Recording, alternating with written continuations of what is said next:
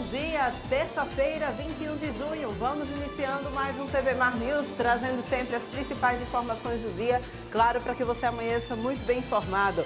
E aqui na nossa programação hoje, sempre passando para vocês também a previsão do tempo para o dia de hoje, né, gente? Olha, hoje a gente já tem imagens aí, inclusive, de Josiel Rodrigues, mostrando pra gente que a gente tem um dia um pouco nublado, né? Coberto com algumas nuvens, mas o sol já começa a aparecer.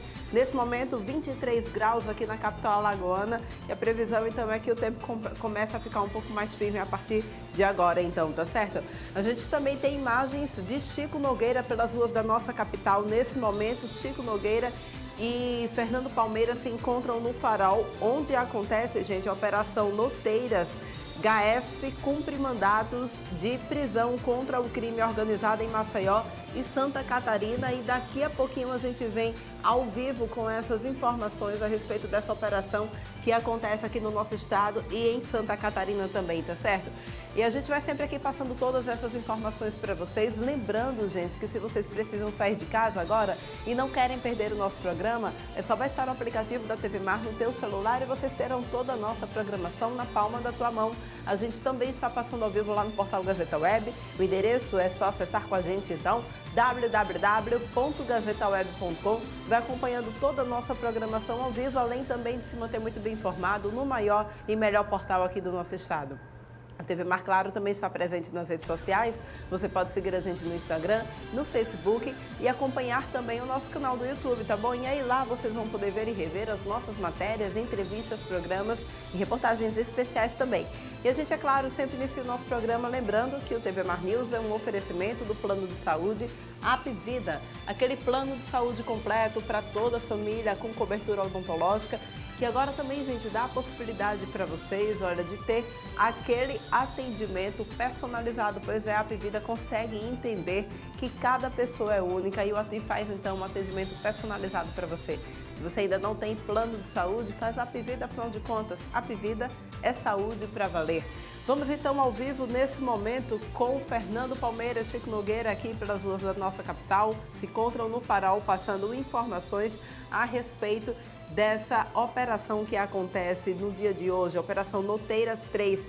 Gaesf está cumprindo, então, mandados de prisão contra o crime organizado aqui em Maceió e em Santa Catarina também. É isso mesmo, não é isso, Fernando? Inclusive, a gente já tem nomes de algumas pessoas que foram presas, não é isso? Bom dia para você.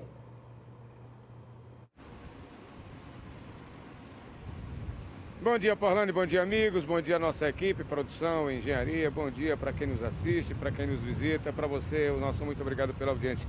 Isso mesmo, uma mega operação que acontece em Santa Catarina e aqui nas Alagoas. E aqui nós estamos na rua Comendador Palmeira, no bairro do Farol, praticamente tomada. Aqui já muitas viaturas já saíram cedo para essa operação e outras estão saindo, muitas concentradas aqui. A rua está interditada, que é a rua Comendador Palmeira. Uma operação Noteiras, que vem de notas fiscais. Essa operação é que totalizou nada menos já até o momento mais de 400 milhões de reais de fraudes em notas fiscais.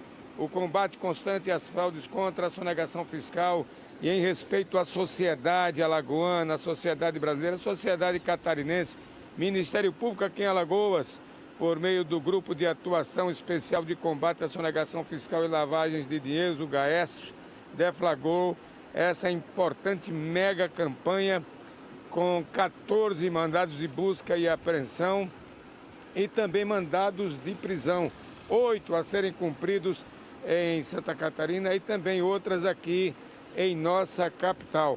Olha, para se ter uma ideia do rombo, pelo menos aqui nos números apresentados em Alagoas, chega a mais de 23 milhões de reais. Totalizando aí, e dando detalhes, o total é 23.139.428,78 em notas fiscais ideologicamente falsas. A pedido aí do Gaesf, a 17ª Vara Criminal da capital determinou essa operação e o Gaesf, que está atuando aqui em Alagoas, está em ação desde as primeiras horas da manhã de hoje. para se ter uma noção do grau de periculosidade da composição criminosa dessa organização criminosa, tem mais ou menos aí em torno de 100 pessoas envolvidas, incluindo pessoas vulneráveis socialmente falando, porque eles, no modus operandi, o esquema era exatamente através de tokens, que são certificados digitais, para se ter acesso às informações a essas pessoas doentes, idosas, e esses crimes acontecendo aqui em Alagoas, em Santa Catarina e com certeza em outras partes do nosso país. Dentre os presos aqui em Alagoas, temos pelo menos aqui 3 nomes já: João Praxedes Filho, Leia Rocha, Erison Marques e outros. Olha a movimentação aí, envolvendo a Polícia Militar com o BOPE, Polícia Penal também, Polícia Civil, Polícia Militar de Alagoas, também aqui a presença da Polícia Militar, inclusive controlando esse isolamento do trânsito nessa área, nessa região aqui da Rua Comendador Palmeira. Estamos bem ao lado aqui da Capelinha Histórica de São Gonçalo, uma movimentação intensa dos turistas aqui no Mirante de São Gonçalo, mas nada impede a ação que continua. A movimentação é intensa, as viaturas vêm, muitos saindo com papeladas na mão, que são exatamente essas determinações judiciais e mandado de busca, apreensão e prisão. Portanto, essa movimentação na manhã de hoje, aqui em Maceió, em Alagoas, como também lá em Santa Catarina, para inibir, para definitivamente desbaratar essa quadrilha de falsificação ideológica de notas fiscais nesse rombo aos cofres públicos aqui em Alagoas, em Santa Catarina e, por certo, como há previsões também em outros estados de todo o Brasil. Vale salientar que estão envolvidos empresários, contadores, testas de ferros, os chamados laranjas também fazem parte de toda essa OCRIM, essa organização criminosa. Com as imagens de Chico Nogueira, aqui do Farol, com as imagens dele, Fernando Palmeira, para a TV Mar da organização Arnon de Melo, canal 525 NET. Claro, a gente segue com você, Orlando Santos, no TV Mar News. Pois é, gente, importante, né, essa operação que acontece, e a gente vai aqui ao longo da nossa programação fazendo qualquer atualização pertinente aqui para vocês, tá bom?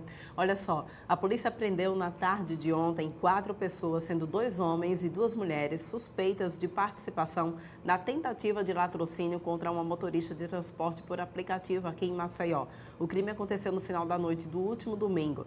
A motorista Alaine da Silva Oliveira, de 28 anos, foi baleada na cabeça e nas costas e localizada por policiais militares por volta das 5h30 da manhã, depois de uma madrugada de buscas.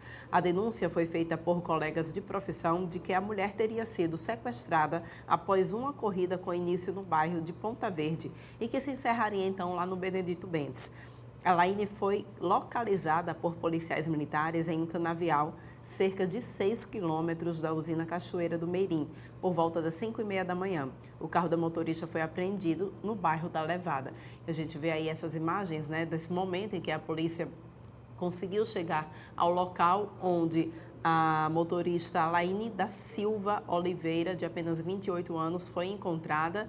E a gente vale lembrar que ela se encontra no HGE internada e o estado de saúde dela é grave, mas a gente também vem acompanhando, né, solidários também à família, aos amigos e à situação da própria Alaine. Afinal de contas, esse não é o primeiro caso de violência envolvendo motoristas por aplicativo aqui na nossa capital, né? E a gente vem acompanhando essa situação e, é claro, também cobrando da segurança que algo seja feito. E olha só, gente, Vamos agora conversar sobre uma questão que talvez muita gente não saiba que exista, né? Para auxiliar profissionais de saúde, do direito e acompanhantes das crianças, um grupo de professores e profissionais na área da saúde organizou um e-book sobre direito da criança hospitalizada. Você sabia que a criança hospitalizada tem direitos? Pois é, olha, o livro responde às necessidades de conhecer mais sobre direitos da criança hospitalizada e, sobretudo, como garanti-los. A gente conversa com a enfermeira Maria Rosa, que é coordenadora do projeto de extensão Sorriso de Plantão e uma das organizadoras do e-book. Bom dia, seja bem-vinda aqui ao nosso programa. Quando a gente fala sobre direito da criança, muitos pais desconhecem essa questão dos direitos da criança hospitalizada. E eu acho que o que chama mais atenção, que você já conversava com a gente aqui em off, né, é que não só os pais, mas mesmo os profissionais de saúde desconhecem também esses direitos, né, Maria? Isso é importante a gente fazer esse esclarecimento. Sim, eu fico muito satisfeita em poder ter esse espaço para divulgar o nosso trabalho. O que fez com que os professores da universidade, um CISAL, através de uma demanda do projeto Sorriso de Plantão, escrevesse essa proposta de livro foi para orientar e discutir no cenário da academia os direitos da criança hospitalizada, que muitas vezes são desconhecidos, não só pelos acompanhantes, mas pelos próprios profissionais de saúde e da garantia do direito. E é um leque de opções que muitas vezes não são ofertadas para a criança. Então, já não bastasse o sofrimento dela estar hospitalizada, ter os seus direitos negligenciados. Foi a partir daí, então, que surgiu a ideia de fazer esse e-book? Sim, o Sorriso de Plantão é um projeto de extensão universitária que atua há 20 anos no cenário de hospital, em 6 unidades pediátricas aqui, e a gente visualiza isso o tempo todo. E tem várias temáticas, desde a criança que está vivendo com HIV, AIDS, está passando por um processo de tratamento oncológico, é cardiopata, quilombola, indígena, transgênero, tem um processo de judicialização do seu medicamento e a gente fica assim, o que eu vou fazer enquanto profissional de saúde? Eu dei esse diagnóstico, mas o meu tratamento enquanto profissional de saúde não acabou, não foi finalizado. Como que eu vou dar continuidade para que essa criança possa ter uma condição de vida durante aquele processo que está hospitalizada? Então, esse e-book, ele vem tratar sobre isso. E agora, eu encaminho para onde? O serviço social, o conselheiro tutelar, o conselheiro de direito, vou para a vara da infância e da juventude. Então, ele vem trazendo algumas sugestões, direcionamentos de onde a gente, enquanto profissional de saúde, profissional da garantia do direito, possa encaminhar essa criança, que é a prioridade absoluta, segundo o Estatuto da Criança e Adolescente. Muito bem, fora do círculo dos profissionais da saúde e dos órgãos do sistema de garantia de direitos, quem mais se envolve na vigilância, na defesa e na proteção dos direitos da criança hospitalizada? Toda a comunidade. O pai é responsável, a mãe, a escola, toda a família, e a gente, enquanto profissional, é que é mais responsável ainda, porque a gente teve a oportunidade de discutir essas informações da graduação, ou deveria ter tido, sobre o Estatuto da Criança e Adolescente, e a gente tem o direito, enquanto cidadão, de garantir esse futuro, digamos assim, para essa criança que vai cuidar da gente, né, amanhã. Eu acho que o mínimo que a gente pode oferecer é uma vida com os cuidados dignos, né? Com direito à alimentação, a você ser imunizada diante de doenças que você pode ser evitada, que está aí a vacina da Covid, você já levou seu filho para tomar a vacina da Covid, o cartão de vacina está atualizado. Quando essa criança não tem um cartão de vacina atualizado, a gente já disse que isso é uma negligência, é uma violência contra a criança. Então, é sobre esses pontos que a gente quer discutir. E eu penso que o livro ele não vai trazer todas as respostas, mas ele vai trazer reflexões. E aí, eu estou garantindo o direito da minha criança? Eu, que estou na assistência, quando eu recebo essa criança, eu consigo visualizá-la além de uma doença que ela está portando, ou um ser humano complexo com várias oportunidades que a gente chama de janela de ouro. Então, que eu possa aproveitar essas janelas de ouro da criança e ofertar o que a gente tem de melhor para ela ser um adulto, digamos, mais integral, completo. Maria, quando a gente fala sobre criança hospitalizada, a gente sabe que a própria situação já a coloca numa situação de vulnerabilidade, né? Quais são, com que olhar o profissional de saúde deve enxergar aquela criança? Principalmente essas crianças que precisam ficar um tempo mais prolongado em situação de hospitalização. Muito bom o seu apontamento. A criança, ela continua sendo criança, embora ela esteja no cenário de um ambiente hospitalar. E a gente visualiza hoje a ausência de brinquedotecas. Pois é. E o que é próprio para a criança é o brincar. E a gente tem brinquedoteca no hospital? Porque mesmo que ela esteja em um processo de finitude ou que ela não tenha um bom prognóstico de saúde, ela continua sendo criança. E muitas vezes ela é privada porque ela fica restrita ao leito e a gente não tem classes hospitalares, que é um direito do cidadão ser alfabetizado. E às vezes ela está com doença crônica degenerativa que a impede de ir para a sala de aula e ela não vai ser alfabetizada. Então, assim, por mais que você tenha os melhores profissionais, os tratamentos de ponta, ainda não é suficiente para uma criança estar hospitalizada. Ela precisa ser inserida no sentido de se sentir o que é próprio da sua infância, que é o brincar. Então, o profissional que atende ela tem que ter essa visão, até na maneira que você vai estar acolhendo. E sem contar que quando se fala de criança, a gente atende a criança, a mãe, a avó. É todo aquele conjunto e precisa ter muita sensibilidade. O direito a acompanhante é perene, né? Sim, Eu acho sim. que isso a gente precisa deixar muito claro. Eu já estive, acho que a gente já teve vídeos, inclusive, circulando nas redes sociais, de algumas unidades de saúde que não permitiam que o pai entrasse para acompanhar o filho, porque eu acho que teve um caso em uma UPA aqui em Maceió, inclusive, de uma mãe que estava com 2 crianças, não tinha com quem deixar a segunda criança e não queriam deixar a mãe entrar para acompanhar o filho que ia ficar no soro, em observação, porque ela estava com a outra criança que não estava doente, mas ela não tinha com quem deixar. Numa situação dessa, como é que fica o direito da criança de ter o acompanhante? São situações bem peculiares que precisam ser avaliadas para que esse direito seja garantido. O interessante é que se procure o serviço social da UPA, né, que geralmente deve ter, acione o Conselho Tutelar, o Conselho de Direito, para que esse direito seja efetivado. Às vezes, precisa de uma conversa. E nessa conversa pode-se entrar em um diálogo. Eu sei que a maioria das acompanhantes são as mães. Então, às vezes, ele pode não se sentir confortável porque naquele cenário que só tinha mulheres, chegou um homem. Mas nada que não se possa ser conversado para se dar um jeito de acolher aquela criança, porque ela está com muito medo. Ela saiu de casa, ela deixou a mãe, que é o vínculo maior, o irmãozinho, o animal de estimação, está no lugar que são realizados procedimentos para que ela melhore, mas na cabeça dela, ela não entende que aquilo é para o bem dela, né? Então, você precisa adaptar a linguagem e entender que aquele acompanhante no momento, ele é fundamental até para que ela possa contribuir para que os procedimentos sejam realizados. Né? Até para a melhora dela mesmo, sim, né? Sim, sim. Até a gente. Vai colocar a gente sem acompanhante, que a gente fica, né, bem tenso. Eu quero alguém para ter como uma referência. Eu acho que tudo tem que ser sentado, ver as peculiaridades, que é um caso pontual, o que é que pode ser feito. E eu tenho certeza que a leitura desse livro, ela pode ajudar a fazer essas reflexões, a rever os fluxogramas dentro dos cenários de hospital.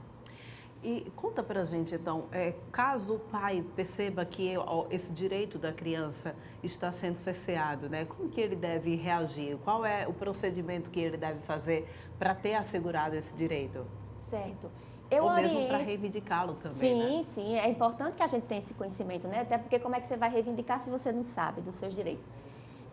Eu oriento que esse acompanhante, ele procure o próprio profissional de saúde. E caso contrário, vá no serviço social, no conselho de direito, para saber, diante daquela situação, o que ele pode ter acesso. Porque também existe muita associação, organizações não governamentais para determinado tipo de patologias, como o câncer, cardiopata, HIV, e que pode até estar dando esse suporte. Porque às vezes você fica isolado achando que só o seu filho tem aquele problema. Mas tem outras crianças que estão naquele cenário e que você encontra até no próprio enfermaria. E dali você vai dialogando. Eu acho que a gente tem que, às vezes, botar o pé no chão e com mais humildade, procurar saber aonde que eu devo buscar aquele direito. E não sendo efetivado, a gente judicializa. Porque, às vezes, com o diálogo, você consegue conversar. O que a gente percebe? Que muitas vezes o acompanhante não é direcionado para onde deveria. Ou ele vai, mas não tem os documentos necessários para que possa ser agilizado. Muito bem, olha só, gente, está aqui A Maria Rosa iniciou a entrevista dizendo que é um leque de direitos, um leque de opções também para que a gente possa ter acesso. Está aqui o leque, viu? Esses aqui são marcadores de página, né? Muito importante. E com o QR Codezinho que a gente tem aqui, a gente consegue fazer o acompanhamento, ter acesso a esse e-book, não é isso? Fala como foi a construção desse livro, como foi fazer a compilação de tudo isso. A gente listou algumas demandas referente aos direitos da criança que a gente visualiza que são negligenciados no cenário hospitalar e convidamos profissionais que pudessem estar contribuindo. Então, eu sou enfermeira, a organizadora Elisângela, ela é da área de educação inclusiva, ela é professora da UFAL, e a Jéssica da área do direito. Nós convidamos médicos, pediatras, fisioterapeutas, terapeuta ocupacional, fonoaudiólogos, enfermeiros, advogados, tem a juíza Fátima Pirauá, a representante nacional dos conselheiros tutelares, a representante nacional do CONANDA, entre outros, para que a gente pudesse discutir essas temáticas e dar uma devolutiva para a comunidade de sugestões de como que vocês podem buscar os seus direitos. Foi o livro, então, lançado pela editora UNEAL, não é pela isso? Pela editora da UNEAL, sim. Como que a gente consegue ter acesso a esse material, então? O livro, ele é gratuito, vocês podem ter acesso ao link, que vai ser passado aqui na tela, com QR Code. Nas redes sociais do projeto de extensão Sorriso de Plantão, @Sorriso de Plantão, lá também tem um link, o QR Code, e você pode fazer o download, e ele tem acesso a 3 modalidades, porque depende do seu aparelho eletrônico. E também pode nos mandar perguntas, que a gente fica super satisfeito em poder discutir essa temática e, quem sabe, lançar outra edição mais completa, né? Pois o download é gratuito? É tudo a gente gratuito. tem acesso gratuito, gente. Olha, não tem mistério, então. Acesse o QR Code ou www.eduneal.com.br, não é isso? /Direitos da Criança Hospitalizada. /Direitos da Criança Hospitalizada. E vocês podem ter acesso, então, a esse e-book, ter na mão, de repente, aí. Como é que faz para conseguir um desse? Né? Porque, às vezes, é sempre bom a gente ter, junto com aquele nosso livrinho na bolsa, e aí surgiu qualquer dúvida, diante de uma necessidade, vai lá, o QR Code já está aqui, você consegue já ter acesso a esse e-book muito importante, tá bom? Fica aí a dica para vocês. Maria, muito obrigada pela tua participação aqui no TV Mar News. Faça suas considerações finais, então. Eu quero agradecer a iniciativa do Projeto de Extensão Universitária Sorriso de Plantão, a Faculdade de Medicina da UFAL, a Pró-Reitoria de Extensão e toda a gestão da UNCISAL, e também o nosso apoio financeiro, que foi da Rede Estadual da Primeira Infância e da Associação Beneficente de Coração de Alagoas, para que a gente pudesse fazer esse e-book de forma gratuita, para circular o maior número de pessoas. O acesso ao marcador de página, a gente deixou nos hospitais, com conselheiros tutelares, conselheiros de direitos, algumas associações de determinadas patologias e organizações não governamentais, para que pudesse circular esse material. E a gente fica muito feliz que você possa fazer leitura e contribuir nessa garantia do direito da criança, que é a nossa prioridade absoluta. E esse ano, com 32 anos de estatuto, é muito bem-vindo esse material. Com certeza. Muito obrigada pela tua participação. A gente volta a se encontrar em outra oportunidade, tá bom? Sim. E a gente vai agora para um rápido intervalo, mas não sai daí, porque a gente ainda tem muito mais informações aqui no TV Mar News. Já, já.